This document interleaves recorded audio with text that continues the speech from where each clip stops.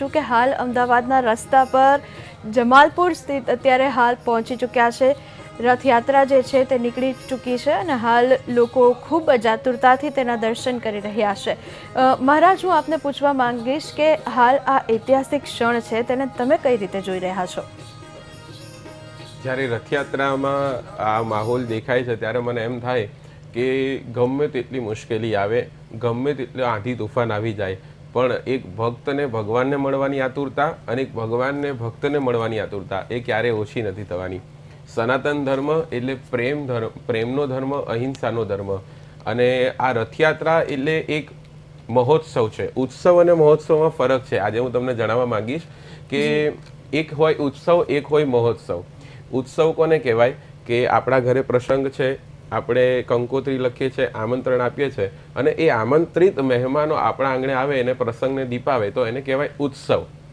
અને મહોત્સવ કોને કહેવાય કે આપણે આમંત્રણ આપ્યું છે એ લોકો તો આવે, પણ જેને આમંત્રણ નથી આપ્યું પોતાનું સમજી અને એ પ્રસંગને દીપાવે તો એને મહોત્સવ કહેવાય. આ રથયાત્રામાં ના જાતિભેદ છે, ના કોઈ ઊંચું છે, ના નીચું છે, ના કોઈ ગરીબ છે, ના કોઈ અમીર છે. ભગવાનના દરબારમાં બધા જ સરખા છે અને બહુ જ આનંદ કરી રહ્યા છે. ભગવાનનું એક સ્વરૂપ છે સચ્ચિદાનંદ, અને ભગવાન દર્શન કરવા આપવા માટે આવે એટલે ભક્તોમાં ખૂબ આનંદનો માહોલ જોવા મળી રહ્યો છે.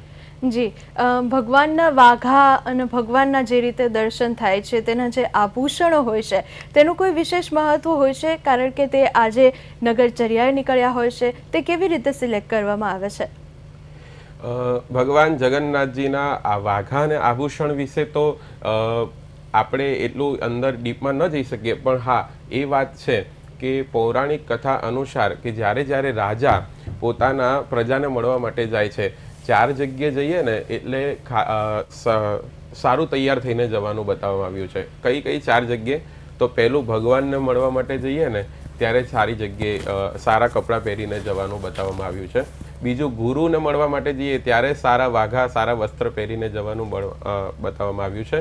ત્રીજું, કે જ્યારે કોઈ સગા સંબંધીને ત્યાં જઈએ ત્યાં પણ સારા કપડાં પહેરીને જવાનું બતાવવામાં આવ્યું છે. અને ચોથું, મિત્રને મળવા માટે જઈએ. આજે ભગવાન ઠાકોરજી મિત્ર બનીને બધાના હાલચાલ પૂછવા માટે નીકળ્યા છે. ભગવાન કૃષ્ણ જેવો ના કોઈ પિતા થઈ શકે, ના કોઈ પતિ થઈ શકે, ના કોઈ દીકરો થઈ શકે, અને ભગવાન કૃષ્ણ જેવો ના કોઈ મિત્ર થઈ શકે.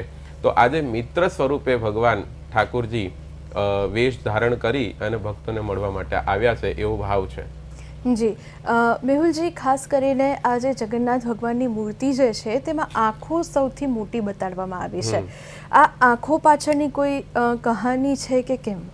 હા, તો જેમ વિશ્વકર્માજી મૂર્તિ ઘડી રહ્યા હતા અને દરવાજો ખુલી ગયો, આંખો એમ જ રહી ગઈ. ભગવાનનું એ હમણાં જ એક ખૂબ સુંદર ભજન પ્રસિદ્ધ થયું છે, જગન્નાથ ચકાનયન.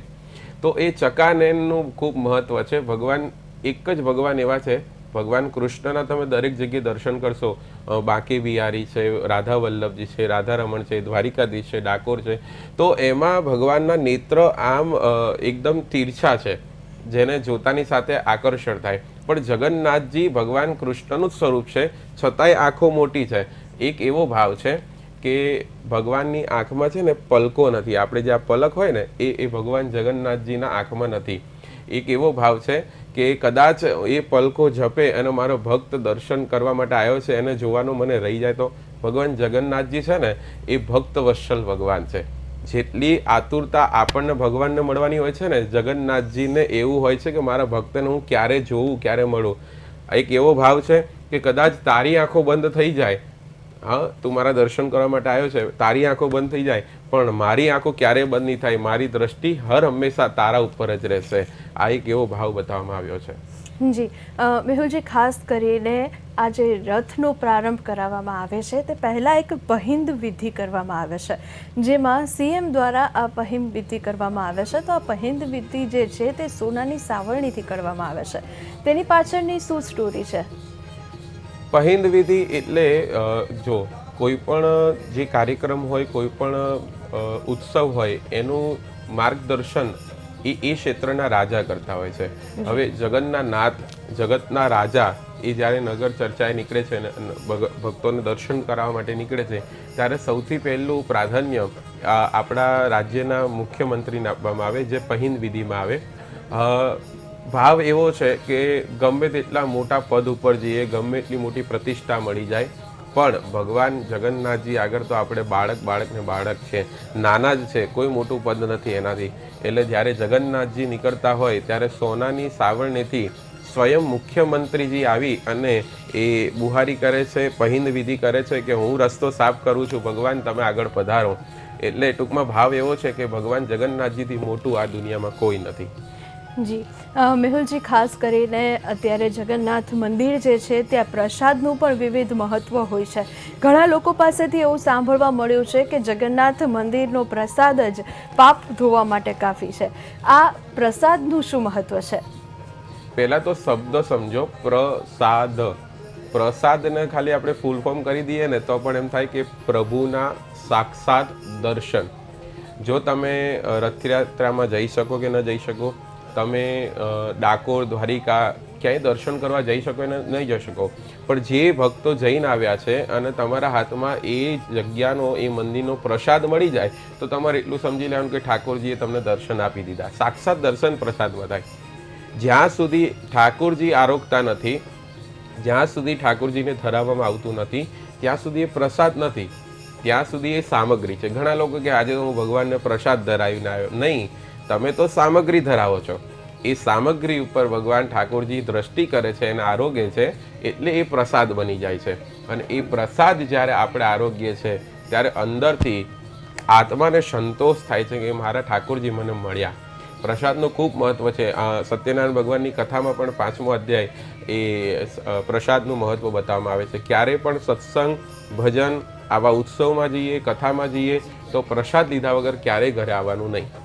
જી, ખાસ કરીને તમે આ જે વાત કરી તેમાં પ્રસાદમાં સત્યનારાયણ ભગવાનની કથામાં શીરો જે હોય છે તે ઘણા બધા લોકો પાસેથી એવું સાંભળ્યું છે કે આ શીરો મારો ફેવરેટ છે, આ શીરો મને ખૂબ જ પસંદ છે.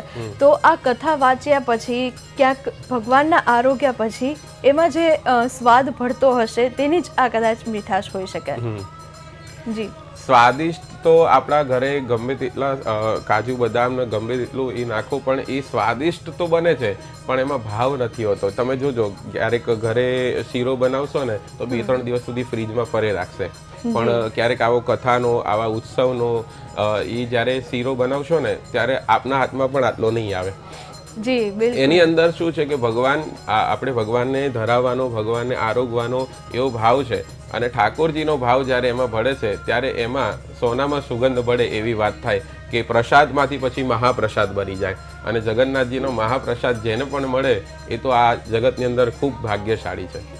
જી, મેહુલજી, કૃષ્ણ ભગવાનની આપણે વાત કરીએ તો કૃષ્ણ ભગવાનના એવા કેટલા હજુ અવતારો છે. આપણે અત્યારે એક આ જગન્નાથજી, આ કૃષ્ણ ભગવાનના અવતાર વિશે સાંભળ્યું.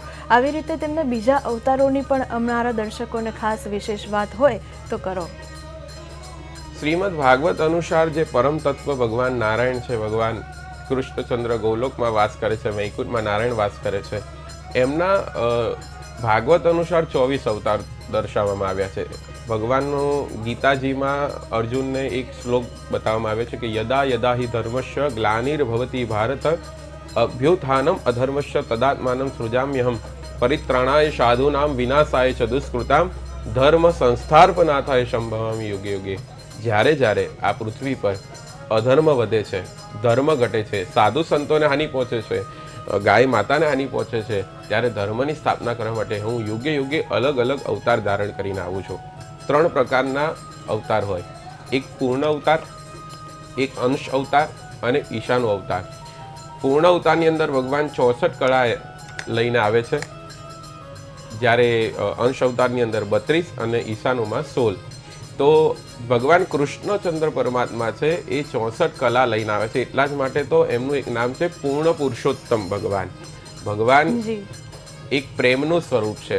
અત્યારે કલયુગના માણસોને છે ને બહુ જ્ઞાનની વાતો ગમતી નથી, વૈરાગ્યની વાતો ગમતી નથી, પણ પ્રેમની વાતો ગમે છે. અને એટલા જ માટે તો અત્યારે કલયુગમાં સૌથી વધારે ફેવરિટ ભગવાન જો હોય ને તો એ છે શ્રી કૃષ્ણ. જી, બિલકુલ.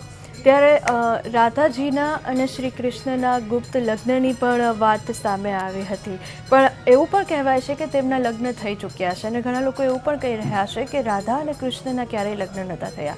તો આ પાછળની કોઈ કહાની? અલગ અલગ ગ્રંથોમાં જો આ કલ્પભેદ હોઈ શકે છે. ખરેખર તો આમ જોવા જઈએ તો ભાગવત અનુસાર ભગવાન કૃષ્ણના અષ્ટપટરાણી સાથે લગ્ન થાય, જેમ કે રૂક્ષ્મણીજી છે, જાંબુવતીજી, સત્યભામા છે, લક્ષ્મણાજી છે, ભદ્રા છે. પણ એક ભાવ લગ્ન વૃંદાવનની અંદર આવેલું છે ભાંડીરવન, અને એ ભાંડીરવનની અંદર ભગવાન સ્વયં બ્રહ્માજી એ રાધા અને કૃષ્ણના લગ્ન કરાવે છે, એવો વૃંદાવનનો એક ભાવ બતાવવામાં આવ્યો છે. અને એટલા જ માટે તો રાધા કૃષ્ણનો પ્રેમ છે ને, રાધા કૃષ્ણ ભલે શરીરથી અલગ હોય પણ આત્મા એક જ છે. અત્યારે ઘણા લોકો કે અમારો રાધા કૃષ્ણ જેવો પ્રેમ, પણ એ રાધા કૃષ્ણ જેવો પ્રેમ નથી. રાધા અને કૃષ્ણનો પ્રેમ અલૌકિક છે, નિસ્વાર્થ છે, નિષ્કામ છે. એટલા જ માટે તો અત્યારે તમે જુઓ, ભગવાને રૂક્ષ્મણીજી સાથે લગ્ન કર્યા, જાંબુવતીજી સાથે લગ્ન કર્યા, સત્યભામાજી સાથે, કાલિંદી સાથે લગ્ન કર્યા, અષ્ટપટરાણીઓ અને બીજા 16,000 રાણીઓ છે. પણ છતાંય અત્યારે જ્યારે મંદિર બંધાવવામાં આવે છે ને, ત્યારે રાધા કૃષ્ણના વધારે મંદિર તમને દર્શન થશે.